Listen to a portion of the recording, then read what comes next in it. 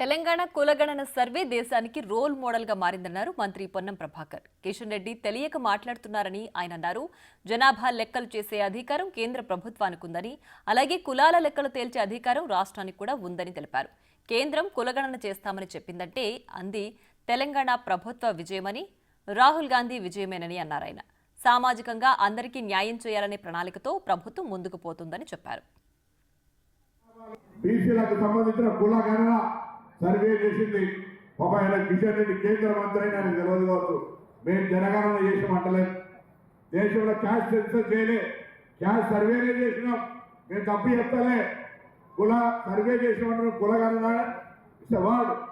జనగణన అంటే జనాభా లెక్కలు చేసే అధికారం కేంద్ర ప్రభుత్వానికే ఉంది. కానీ కులాలకు సంబంధించిన లెక్కలు ఇచ్చే హక్కు రాష్ట్ర ప్రభుత్వం ఉంది. అదే మాట రాహుల్ గాంధీ గారు భారత్ జోడో యాత్రకి చెప్పిండు.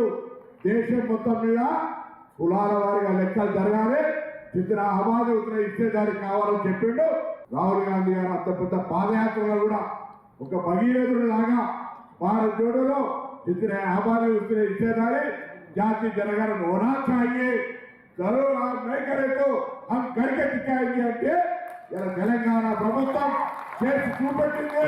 అదే దేశానికి రోల్ మోడల్ అయింది.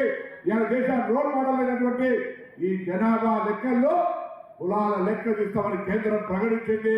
ఇది తెలంగాణ విజయం, తెలంగాణ బలహీన వర్గాల విజయం, తెలంగాణ ప్రజల విజయం. కాబట్టి ఇలా మనందరం కూడా రాహుల్ గాంధీ గారికి ధన్యవాదాలు చెప్పాలి. బీసీ సంక్షేమ శాఖ ఆధ్వర్యంలో రవీంద్ర భారతిలో జరిగిన నగర భగీరథ మహర్షి జయంతి కార్యక్రమంలో పాల్గొన్నారు మంత్రి పొన్నం ప్రభాకర్. సగన సంఘానికి అండగా ఉంటామని హామీ ఇచ్చారు.